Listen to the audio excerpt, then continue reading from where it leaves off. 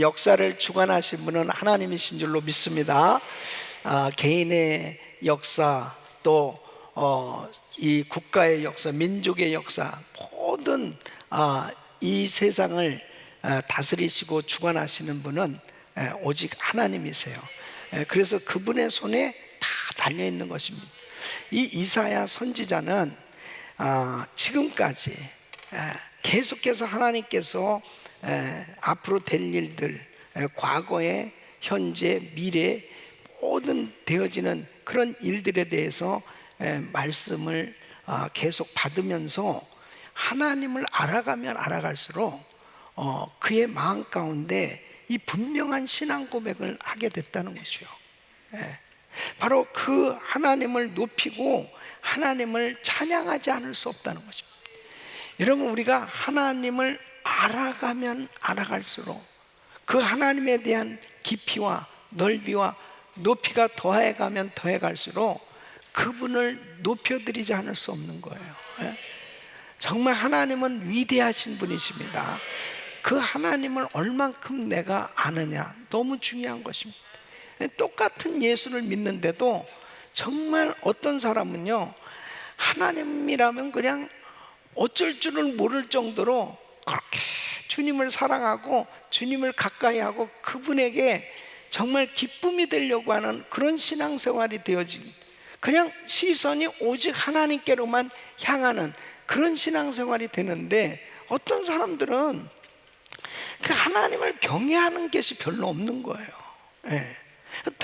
너무 마음이 분산돼 있고, 아무리 어려운 시험이 오거나 환난이 닥쳐오면은 그냥 금방 하나님에게서 멀어지는 그런 이 믿음의 뿌리를 내리지 못하는 그런 경우를 종종 보게 되죠.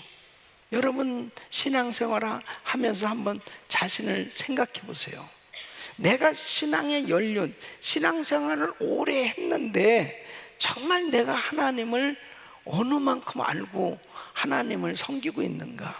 이 이사야 선지자는 하나님을 알아갈수록 그 하나님을 높여드리지 않을 수 없다는 것입니다.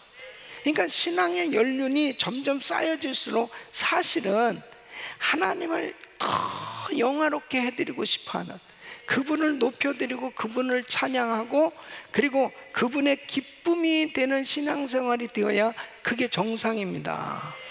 그 신앙생활을 오래 하면 하는데 자신의 신앙이 번아웃이 돼버리든지 무슨 하나님 일을 하다가 너무 지쳐가지고 너무 힘들다, 그건 사실은 잘못된 겁니다. 사실은 대단히 잘못된 거예요. 이 사도 바울은 그가 주님을 만나고 나서부터 그가 순교하기까지의 삶은 전부가 다 환난이었습니다. 엄청난 환난이었습니다. 그러니까 사도 바울 같이 환난을 많이 당한 사람 없을 거예요. 그런데 그가 어떻게 항상 기뻐하라, 쉬지 말고 기도하라, 범사에 감사하라, 내가 다시 말하노니 기뻐하라, 어떻게 그의 입술에서 그렇게 기뻐하라고 성도들을 향해서 외치겠습니까? 만일 자기 내면의 세계에 기쁨이 없는데, 그 영혼에 기쁨이 없는데 그렇게 성도에게 기뻐하라고 설교했다면, 그렇게 말하고 있다면 그것은 위선이죠. 가식이죠. 그런데 사도 바울은 정말 내면에서부터 그 영혼에 즐거움이 있었던 거예요. 왜 그렇게 될 수 있었냐? 바울은 하나님을 깊이 만난 겁니다. 그리고 그는 영적인 세계가 열려져 있었어요. 그러니까 우리가 신앙생활하면서 가장 중요한 것은 하나님을 계속 알아가야 되는 거예요. 계속 하나님을 알아가고 그분에게 더 가까이 할 수 있는 이런 은혜가 있기를 예수 이름으로 축원합니다. 그래서 바로 이사야 선지자는 어떻게 하나님을 그렇게 높여드리는 이 신앙 고백을 하면서 찬양할 수 있었던 그 근거가 뭐냐? 하나님은 세상을 공의와 사랑으로 다스리시고 그분은 성실과 진실하심으로 행하시는 분이라는 사실을 알았기 때문입니다. 예. 이것이 정말 우리 하나님의 성품, 그 하나님이 어떻게 지금도 일하고 계셨는가 하는 것을 깨닫는 것입니다. 그러니까 똑같은 광야 생활을 하는데 어느 백성들은 원망하고 불평하면서 사는데 어떤 사람은 계속 믿음의 고백을 하면서 결국 가나안 땅에 들어가냐 이거예요. 예?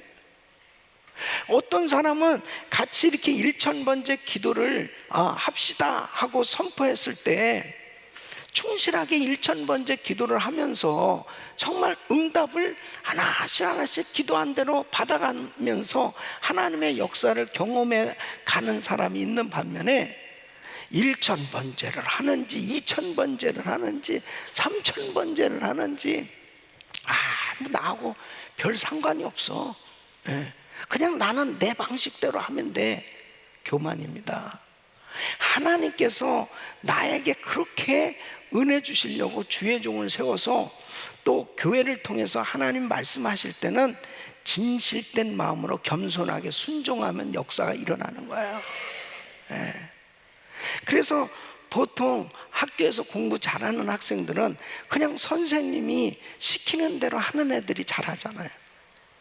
국어 시간에 수학 시간에 영어 책 펴놓고, 그리고 학교에서는 자빠져 자고 과외 공부만 실컷 돌아다니고 부모 속만 잔뜩 새기고 돈은 잔뜩 과외비로 엄청 쏟는데 실력은 늘지 않는 거예요. 생각이 성실해야 되는데 그냥 학교 수업에 성실하고 선생님 시키면 그냥 그대로 순종하면 되는데 꼭 수업 시간에 담치기 해서 넘어가서 꼭 다 영화 구경하러 다니고. 여기 누가 그런 사람이 있었어요?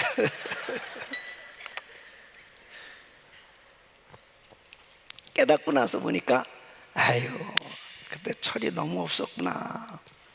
너무 그런 것이 재밌어 보이고, 그러니까 개구쟁이로 지냈던 사람들마다 지나놓고 나서 보면 아유, 왜 그랬나 그러잖아요. 신앙생활도 꼭 같더라고요. 좀 신앙생활에 철들만 하니까 죽을 때가 다 됐어.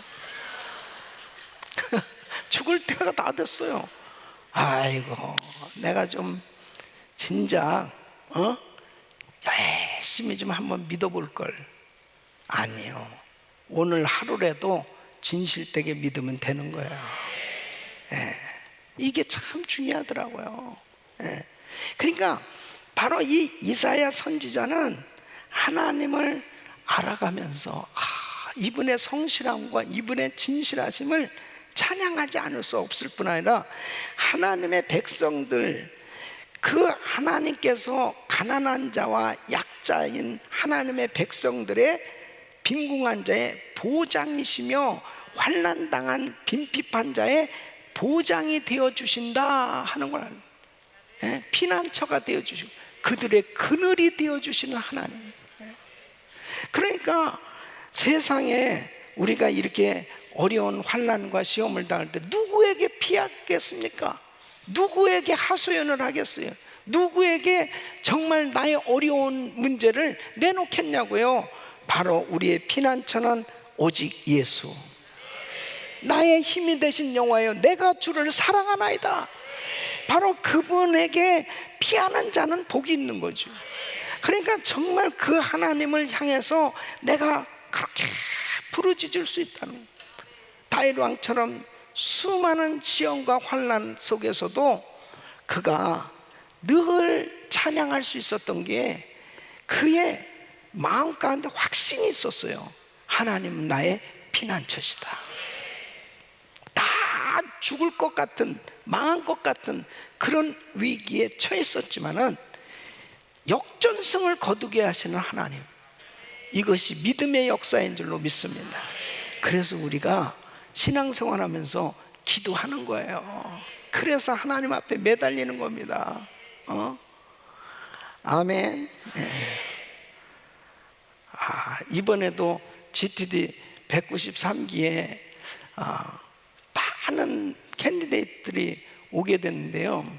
예. 근데 우리 렉터 맡은 우리 조미연 집사님이 본인이 너무 약한 거예요. 본인이 어떻게 이렇게 렉터를 할 수 있을까? 목사님 말씀에 순종은 해야 되는데 어떻게 우리 가정적으로나 또 여러 가지 면에서 참 하기가 어려운 그런 상황이라는 거죠. 첫째는 남편이 허락해 줘야 되고, 그 다음에 다른 사람들은 뭐 여러 가지 환경적으로 그럴지 모르지만 여러 가지 힘들다는 그런 상황이었습니다. 근데 본인이 하나님 앞에 금식하기 전 4014 금식 기도를 제대로 한 거예요. 40일 금식 기도를. 그러면서 하나님 앞에 기도하는데 하나님께서 캔디데이트를 96명을 보내주시겠다, 이런 감동을 받는. 그래서 사실 그룹 11이 뭐 그렇게 큰 그룹도 아니고, 그리고 96명이라는 것은 사실 많은 숫자잖아요. 이게 될까? 근데 주님이 그런 감동을 주셨다는 거죠. 근데 103명이 올라왔어요. 그 103명 가운데 5명은 선교사 훈련원생들, 머스마들이 거기에 참석을 한 거예요. 그게 뭐냐면은 그때 이제 선교사 훈련원에서 이걸 이수해야 되는데 못한 사람들 있잖아요. 그래서 졸업하기 전에 요번에 할 수 없이 특채가 돼서 거기에 올라온 거예요. 그러니까 5명이잖아요. 그러니까 빼면은 98명이잖아요. 근데 어쨌든 뭐 몸이 아파서 여러 이유로 2명이 내려갔어. 그래서 96명이 됐어요, 여자들이. 할렐루야.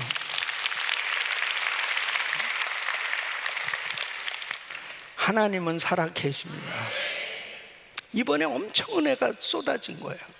다 성령 받고 거듭나고 방언의 은사를 받고 치유받고 회복되는 이런 역사들이 연약하지만은 하나님 앞에 기도하니까 우리 주님께서 내가 너의 힘이 되어줄게, 내가 너의 그늘이 되어줄게, 내가 너를 도와줄게. 그러니까 하나님께서 친히 역사하시는 것을 보여주시잖아요. 여러분, 우리는 어떤 경우에는 물질이 있다고, 내가 신앙의 연륜이 있다고, 내 자신의 어떤 환경이 나름대로 의지할 것들이 많이 있다고 하나님 앞에 더 철저히 의지하지 못할 때가 있어요. 우리 주님 앞에 철저히 엎드리기만 하면 하나님께서 책임져 주신다니까요.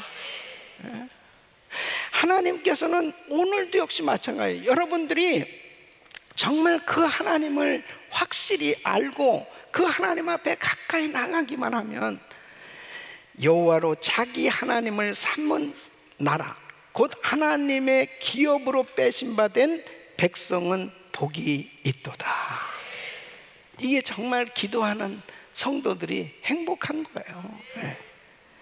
여러분, 절대로 어떤 환경에도 낙심하지 말고 실망하지 말고 좌절하지 말고 주를 의지하시기를 축원합니다. 그래서 하나님은 그분을 정말 의지하는 사람을 그렇게 기뻐하신다는 거예요.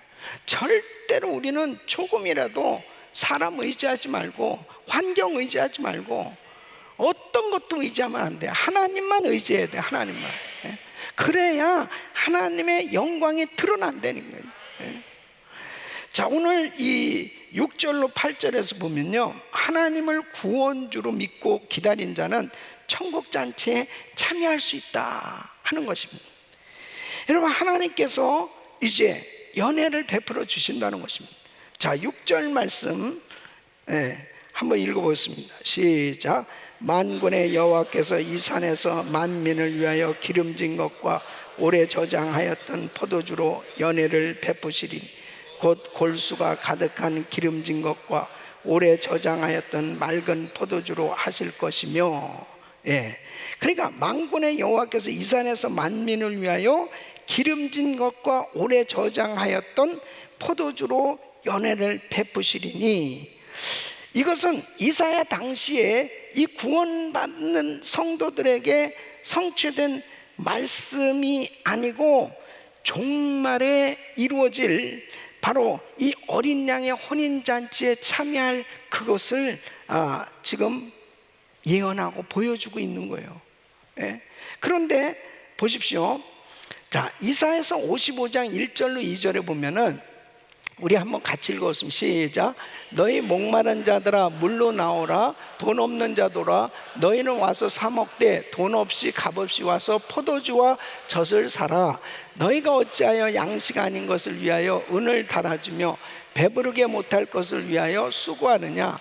나를 청종하라. 그리하면 너희가 좋은 것을 먹을 것이며 너희 마음이 기름진 것으로 즐거움을 얻으리라. 아멘. 그래서 마시라, 먹으라. 그런데 여기서 뭐라 하세요? 돈 없는 자도라. 너희는 와서 사 먹되 돈 없이 값 없이 와서 젖을 사라. 이것은 복음을 의미하는 것입니다. 여러분, 바로 은혜는 값 없이 주시는 하나님의 선물입니다. 그래서 이 복음은 예수 그리스도를 믿는 자에게 천국 잔치에 참여할 수 있는 특권이 주어지게 되는 거란 말이에요. 이것이 하나님의 은혜죠. 값없이 그냥 거저 얻는 거예요. 예. 그래서 우리 주님께서 이렇게 너무나 기쁨의 놀라운 잔치를 준비해 놓으셨는데, 이 값없이 와서 살아, 이 은혜의 복음을 깨닫는, 천국 복음을 깨닫는 사람은 언제든지 이 천국 잔치에 참여하게 되는 줄로 믿습니다. 이 놀라운 은혜를 말씀하고 있는 거예요. 예. 이번에도 많은 우리 자매님들이 TD에 올라가서 이 사랑, 이 복음을 깨달으니까 그 예수님을 영접하는 그 순간에 바로 성령이 임하고 성령으로 거듭나고 천국 백성으로 하나님께서 인치어 주신 줄로 믿습니다. 얼마나 감사한지로 말했습니다. 특권이 뭐냐? 천국 잔치에 참여하게 된다는 거예요. 그 다음에 무엇을 말씀하냐? 이제 혼인잔치에 참여하는 이 즐거움뿐 아니라 7절 말씀 보세요. 7절 시작. 또 이 산에서 모든 민족의 그 가리워진 면박과 열방의 그 덮인 휘장을 제하시며 그랬습니다. 휘장을 제해 주신대요. 자 보세요. 여기에서 사람과 하나님 사이에 휘장이 무지의 면박으로 덮어져 있습니다. 예? 죄악이라는 휘장으로 막혀 있어요. 그러니까 사람들은 죄로 인해서 하나님을 알지도 못하고 믿지도 못하고 보지도 못하는 이런 상황에 놓여 있었던 거예요. 그런데 하나님께서 은혜를 주시니까 바로 성령이 임하실 때 예수 그리스도께서 십자가에 못 박혀 죽으시면서 바로 그 지성소의 휘장이 쫙 찢어지면서 지성소가 열려졌던 것처럼 바로 예수를 믿을 때 이 무지의 면박으로 덮여져 있던 것들이 이제 벗어지고, 그리고 죄악의 휘장이 이제 갈라지면서 하나님과 인간이 이제 서로 대면할 수 있게 되어지는 이 놀라운 은혜를 주신 줄로 믿습니다. 그런데 이것은 이제 우리에게 약속으로 주어졌잖아요.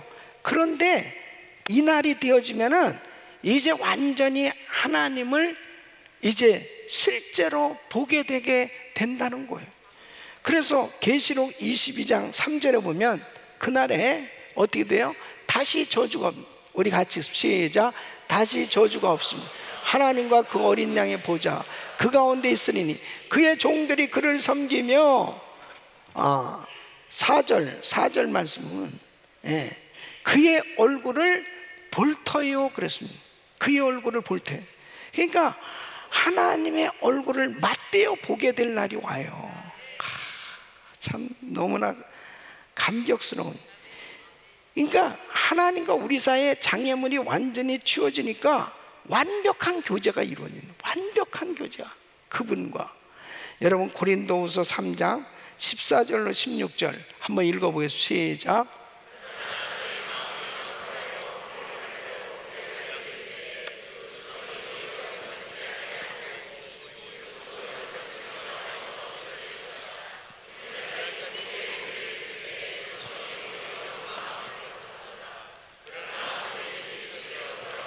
그 수건이 벗어지리라 그랬습니다. 예? 그러니까 율법으로는 사실 덮여 있는 거예요. 구약 시대 백성들은 답답한 거죠. 예. 덮여 있었어요. 그러니까 하나님의 말씀은 하나님의 감동으로 성령으로 된 것으로 교훈과 책망과 바르게 의로 교육하기에 유익하니 바로 하나님의 성령이 임해야 이 덮여 있었던 비밀이 이제 확 열려져서 깨닫게 되는 줄로 믿습니다. 그러니까 성령 받으니까 열려지는 겁니다. 성령 받기 전에는 뭐가 뭔지 몰라요. 예. 고린도전서 13장 12절 말씀 우리 같이 읽습니다. 시작. 우리가 이제는 거울로 보는 것 같이 희미하나 그때는 얼굴과 얼굴을 대하여 볼 것이요 이제는 내가 부분적으로 아나 그때는 주께서 나를 아신 것 같이 내가 온전히 알리라. 아멘. 여러분 희미하게 하나님을 알았던 분들은 아주 뚜렷이 하나님을 깨달을 수 있는 은혜가 있기를 바랍니다. 그것은 성령 충만을 받을 때 가능한 거예요. 오늘도 하나님 앞에 기도할 때 성령 충만 받으시길 축원합니다. 그리고 바로 그날에 이제 어린 양의 혼인잔치에 들어가게 되면 우리 주님의 그 잔치에 참여하게 되고 그리고 하나님을 대면하여 보게 되는 그날이 오게 된다는 것입니다. 그때는 사망을 멸하시고 눈물을 제하시며 수치를 제해 주신다고 말씀하십니다. 자, 8절 말씀 시작. 사망을 영원히 멸하실 것이며 씻겠습니다. 그 백성의 수치를 온 천하에서 제하시는 여호와께서 이같이 말씀하시는. 예, 참 놀랍잖아요. 앞으로 되어질 일을 이렇게 구체적으로 말씀하시는 거예요. 천국 잔치에서 누리게 되는 최고의 기쁨은 바로 사망이 영원히 사라지게 됐다는 거예요. 사망이 영원히 사라지게. 이 사망은 큰 고통과 눈물을 흘리게 만들었던 원인이에요. 여러분 사람들이 다 사망 때문에 죽음 때문에 두려워하고 사는 거잖아요. 그런데 그날에는 사망을 멸하시고 이제 영원히 살게 되는 거예요. 그 눈의 눈물을 채워주시고 수치를 다 채운 신령한 몸으로 부활하게 되는 줄로 믿습니다. 그래서 계시록 21장 4절에 이렇게 말씀합니다. 시작. 모든 눈물을 그 눈에서 씻기시며 다시 사망이 없고 애통하는 것이나 곡하는 것이나 아픈 것이 다시 있지 아니하니 처음 것들이 다 지나갔습니다. 아멘. 이 날이 옵니다. 이 날이 오는 거예요. 우리의 눈에 눈물을 씻겨주시고 다시 사망이 없는. 예. 그 세계가 우리에게 약속이 돼 있는 거예요. 어떤 성도님의 아들이 일본에 유학을 갔답니다. 1년이 지났는데 막 새벽기를 끝나고 났는데 그 아들한테 전화가 온 거예요. 그 아들이 엄마 와 진짜 난 정말 이제는 하나님만 믿을 거야. 나는 너무너무 큰 은혜를 받았어. 하나님이 너무 귀한 분이라는 걸 알게 됐어. 막 그러면서 막 어쩔 줄 몰라서 막 간증을 하는데 이 엄마가 와 우리 아들이 거듭났구나. 우리 아들이 이렇게 하나님 만났구나. 너무 기쁜 거예요. 예. 근데 얼마 후에 그 선배로부터 전화가 온 거예요. 너무나 충격적인 소식을 듣는, 이 아들이 교통사고로 인해 세상을 떠나게 됩니다. 엄마는 청천벽력 같은, 실신할 만큼 너무나 큰 충격을 받은 거예요. 아무 누구의 말도 안 들려오고 위로도 안 되고 너무너무 고통스럽게 지내게 됐다. 어느 날 목사님이 부활에 대해서 설교를 하는데, 이 부활에 대해서 하나님께서 그 마음 가운데 은혜를 주시는데, 자기가 그동안에 교회를 다니면서 예수를 믿는다고 하면서도 부활에 대한 확신이 없었던 거예요. 부활에 대한, 이 천국에 대한 분명한 확신이 없었던 거예요. 근데 그것에 대해서 막 회개가 이루어지면서 그 주님을 진정한 나의 구주로, 주님으로 영접하고, 그리고 그날 그 엄마도 거듭나게 됐어요. 그러면서 이 부활이 사실이라는 확신을 갖게 된, 그러면서 달라진 게 뭐냐면, 우리 아들은 천국에 분명히 들어갔을 뿐 아니라 나도 이제 우리 아들이 있는 그 천국에 확실히 가게 된다는 이 분명한 기대감에 가득 차게 되니까 결단코 하루하루가 슬픈 날이 아니고 그날이 기다려지는 행복한 날로 바뀌어졌다는 거예요. 여러분, 이게 신앙입니다. 여러분, 우리가 여기서 뭐 천년 만년 살 것 같지만은 다 우리는 육신을 벗어버리고 다 가야 되는 사람들이에요. 예. 항상 가라고 그러면은 다들 싫어해가지고, 예. 그래서 뭐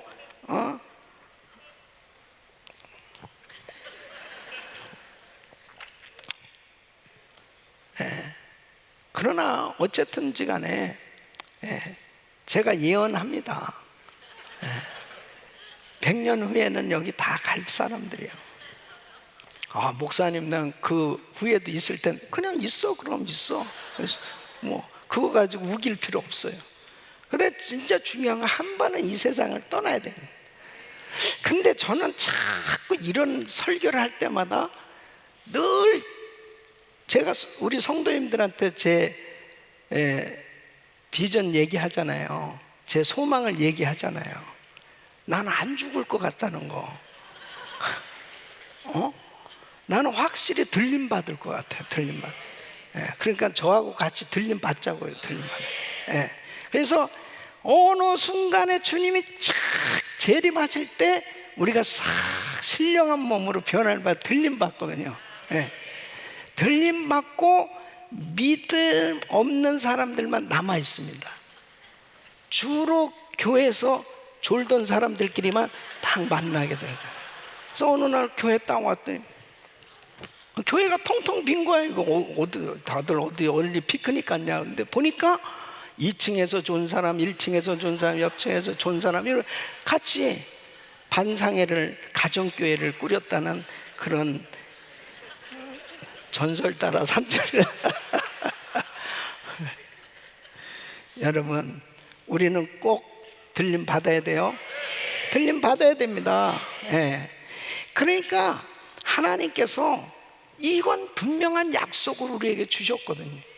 어느 때 예수님 재림하는 거예요. 이 천국 보면 온 세상에 전파되면 그제야 끝이 오리라 그랬잖아요. 그러니까 세계 선교 마무리되면 예수님 오시는 거예요. 그러니까 우리는 지금 부지런히 복음 전하고 선교하다가 쫙 들림 받으면 되는 거죠. 그래서 미전도 종족에게 복음 전하는 7,000개 센터교회를 세우는 이 비전을 가진 이유가 그겁니다. 결국 우리가 마지막에 최선을 다해서 선교하고 최선을 다해서 전도하고 최선을 다해서 복음 전하다가 딱 주님 만나는 거예요. 이게 최고로 종말을 사는 성도의 지혜입니다. 지금은 가장 지혜로운 사람은 전도하는 사람이에요. 그 사람이 진짜 지혜로운 사람입니다. 지금 그냥 뭐 세상에 빠져가지고 그렇게 살 때가 아니에요. 그렇게 살 때가 아닙니다. 예. 반드시 주님이 우리를 부를 날이 와요. 예. 하나님의 구원을 기다린 사람들이 바로 이 잔치에 들어간다는 거예요. 자, 9절 말씀 시작. 하나님이시라 우리가 그를 기다렸으니 그가 우리를 구원하시리라. 이는 여호와시라 우리가 그를 기다렸으니 우리는 그 구원을 기뻐하며 즐거워하리라 할 것입니다. 아멘. 과연 어떤 사람이 그 멋진 잔치에 들어갈 수 있다고요?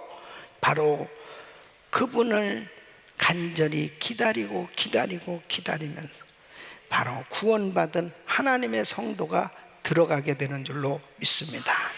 그러니까 주님의 재림이 기다려져야 돼요. 예. 이게 기다려진다는 것은 이 믿음에 비례하는 겁니다. 주님의 재림을 기다립니다. 주님을 만나고자 하는 그 열망, 사모함, 이 마음이 이게 믿음이거든요. 예. 우리 성도님들에게 그 주님을 사모하는 그 주님의 재림을 기다리는 이러한 그 열망이 그냥 충만하시기를 예수 이름으로 축원합니다. 이것은 유대인에게만 이런 일이 일어나는 것도 아니고 세상의 모든 민족 가운데 특별히 예수 믿는 하나님의 자녀들에게 이루어지는 줄로 믿습니다. 그 마음에 갈망이 있어야 돼요. 그래서 세계 모든 만민이 하나님을 예배하게 될 것인데, 이방 나라, 하나님을 배척했던 나라, 우상 숭배했던, 특별히 성경에서는 가장 상징적인 나라가 어디? 애굽이잖아요. 애굽. 그 애굽도 하나님을 경배할 것을 예언하고 있잖아요. 이사야서 19장 19절 보면 그날에 애굽 땅 중앙에는 여호와를 위하여 제단이 있겠고 그 변경에는 여호와를 위하여 기둥이 있을 것이요. 21절에는 여호와께서 자기를 애굽에 알게 하시리니 그날에 애굽인이 여호와를 알고 제물과 예물을 그에게 드리고 경배할 것이요 여호와께 서원하고 그대로 행하리라. 결국 보세요, 우리도 이렇게 하나님을 믿게 됐잖아요. 어떻게 우리가 이렇게 하나님을 뜨겁게 사랑하고 예배할 수 있는 사람이 됐을까요? 하나님의 전적인 은혜입니다. 세상의 악인들과 마귀는 심판을 당하고 이제 천년왕국이 시작되기 전에 이 혼인 잔치가 벌어지게 됐는데, 바로 계시록 19장 7절로 9절에 보면 그 혼인 잔치에 대해서 이렇게 말씀하고 있습니다. 시작. 우리가 즐거워하고 크게 기뻐하여 그에게 영광을 돌렸으니 어린 양의 혼인 기약이 이르렀고 그 아내가 예비하였으니 그에게 허락하사 빛나고 깨끗한 세마포를 입게 하셨으니 이 세마포는 성도들의 옳은 행실이로다 하더라. 천사가 내게 말하기를 기록하라. 어린 양의 혼인잔치에 청함을 입은 자들이 복이 있도다 하고 또 내게 말하되 이것은 하나님의 참되신 말씀이라 하기로. 혼인잔치에 청함을 받은 사람은 복이 있도다. 그런데 하나님의 이스라엘 하나님을 모르고 죄의 원수로 살던 자들은 어떻게 되냐? 다 멸망을 당하는 거예요. 그러니까 희비가 완전히 엇갈리는 것입니다. 구원받은 자는 하나님의 잔치에 이렇게 참여하는 이런 복을 받는데, 자기 자신만을 의지하고 살던 교만한 인생, 바로 하나님을 믿지 않고 하나님을 외면하고 살던 교만한 인생들은 하나님으로부터 심판을 받게 될 것에 대해서 말씀을 하고 있어요. 자, 10절로 12절 시작. 여호와의 손이 이 산에 나타나시리니 모압이 거른 물 속에 초계에 밟힌같이 자기의 처소에서 밟힐 것인지, 그가 헤엄치는 자의 헤엄치려고 손을 편같이 그 손에서 그 손을 펼 것이나 여호와께서 그 교만과 그 손의 교활을 누르실 것이라. 너의 성벽의 높은 보장을 헐어 땅에 내리시되 진토에 미치게 하시리라. 아멘. 보세요, 이렇게 심판을 받을 하나님의 마음을 아프게 하면서 결국 하나님을 외면했던 대표적인 민족 모압에 대해서 지금 말씀을 하고 있어요. 이 모압이 거른 물 속에 섞이게 된 초계와 같은 지푸라기 꼴과 같이 될 것이다, 이렇게 비유하고 있어요. 예? 이 거른 물 속에 빠져서 헤엄치리라고 이 손을 펴는 모습, 심판에서 벗어나 보려고 발버둥치는 그 모습, 그런다고 되는 게 아니에요. 그 더러운 오물 속에서 거기서 나와보려고 안간힘을 쓴 이 불신자들의 허무한 결과의 모습을 지금 비유로 보여주고 있는 내용이에요. 그날에 둘로 쫙 갈라지는 것입니다.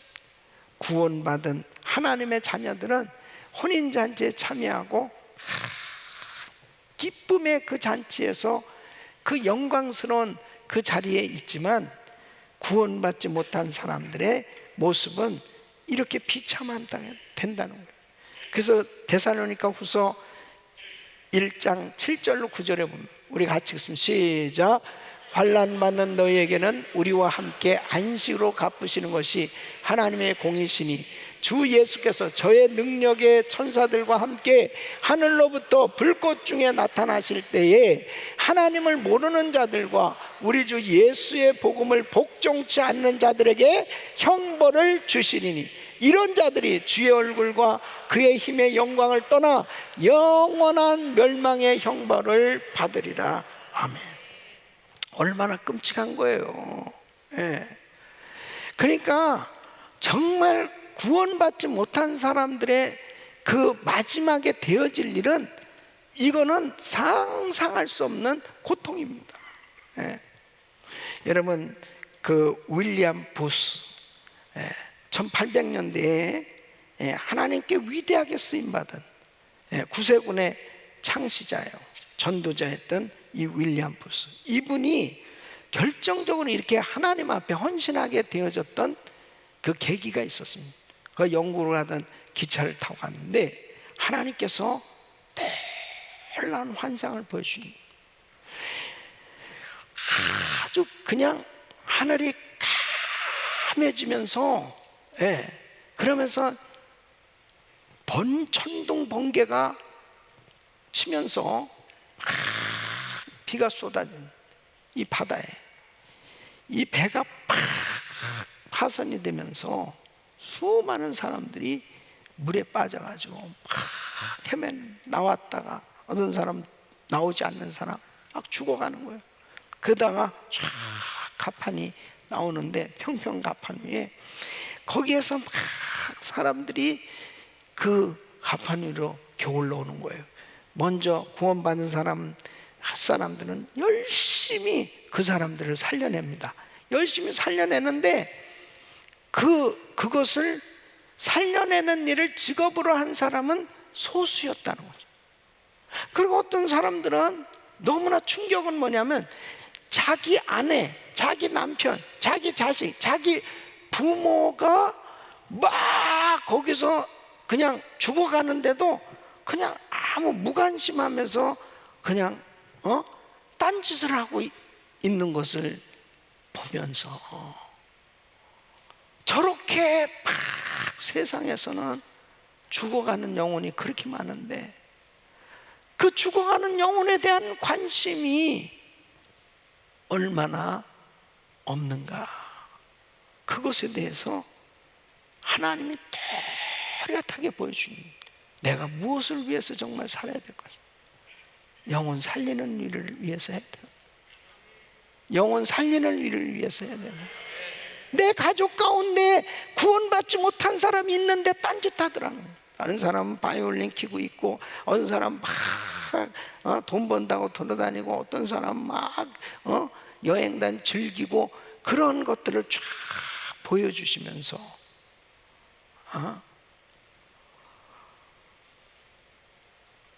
무엇을 위해서 살아야 될 것인가, 그것을 깨닫게 됐다는 것입니다.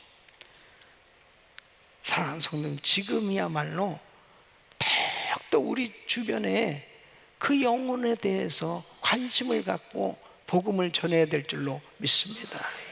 마가복음 16장 15절로 16절 보면, 너희는 온 천하에 다니며 만민에게 복음을 전파하라. 믿고 세례를 받는 사람은 구원을 얻을 것이요 믿지 않는 사람은 정죄를 받으리라. 예? 믿는 사람은 구원받지만 믿지 않는 사람은 정죄를 받아요.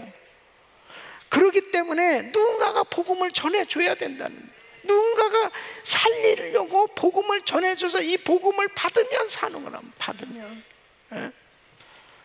저는 이번에도 TD 하면서 한 사람이라도 더 예수 믿게 하려고, 한 사람이라도, 일단 올라온 사람은 어떻게라도 그 예수님을 확실히 영접하고 성령으로 거듭나야 되지 않겠어요? 그게 진짜 중요한 거거든요. 왜 그렇게 피곤한데도 선교지 다니느냐? 결국은 이 복음 전하는 그 일을 통해서 그 영혼들 살리는 일, 그거보다 더 시급한 일은 없어요. 그러니까 우리 성도님들이 때를 얻든지 못 얻든지 부지런히 복음 전해야 됩니다. 디모데후서 4장 2절 말씀 시작. 너는 말씀을 전파하라. 때를 얻든지 못 얻든지 항상 힘써 범세 오래 참음과 가르침 경책함 경계하며 권하라. 아멘. 때를 얻든지 못 얻든지 항상 전해야 됩니다. 이 일이 하나님이 가장 기뻐하는 일이에요. 우리 성도님들의 생각 속에는 온통 전도하는 데 있어야 됩니다. 그게 제일 건강한 신앙이라는 거예요. 온통 내 생각 속에는 복음 전하는 데 있어야 돼요. 아멘이 어떻게 이렇게 시원찮습니까? 여러분 가족들은 구원 받았습니까? 정말 우리 주변에 내가 만난 사람 한 사람이라도 지옥 가는 일 없도록 주여 나를 사용하여 주시옵소서. 우리 가족 다 구원받게 하여 주시옵소서. 우리의 생각 속에 정말 눈물 흘리며 그 안타깝게 그 영혼 살리려고 이 윌리엄 부스에게 하나님이 이런 환상을 보여주셨을 때 그는 큰 충격을 받고 내가 해야 될 일이 뭔가, 내가 해야 될 일이 뭔가, 그걸 깨달았던 것처럼 여러분 그렇잖아요. 똑같잖아요. 오늘날도 마찬가지예요. 내 자식들은 지금 예수도 안 믿고 있는데, 내 형제들은 예수도 안 믿고 있는데, 내 부모는 예수도 안 믿고 있는데, 나는 그냥 너무 전혀 그들의 구원하고 상관없이 살고 있다면 그 환상 보여준 거하고 똑같잖아요. 그 물속에 빠져서 가고 있는데 자기는 그냥 딴짓하고 있는 거예요. 영적으로 이렇게 보면 마지막 때 결국은 이렇게 하나님을 알지 못하고 사는 사람들에게는 무서운 형벌이 이제 결론적으로 불신자들의 허무한 인생으로 그런 결과가 나타나게 될 때인데, 그 중심에 내 가족이 있다고 그러면 얼마나 안타까운 일이에요. 나만 구원받는 것으로 끝나는 게 아니고 주님은 우리에게 이 복음 전하라고 사명 주신 줄로 믿습니다. 그래서 교회가 해야 될 일은 그냥 온통 복음 전하는. 하나님께서 우리 교회를 이렇게 축복하셔서 교회당을 허락해 주시고 우리 이렇게 좋은 성도들 우리 이렇게 모아서 주님을 섬길 수 있는 교회로 세워주신 이유가 뭐냐? 복음 전하라고요. 세계 성전 만물이 하라. 그 일 때문에 우리를 이렇게 복 주신 줄 믿으시기 바랍니다.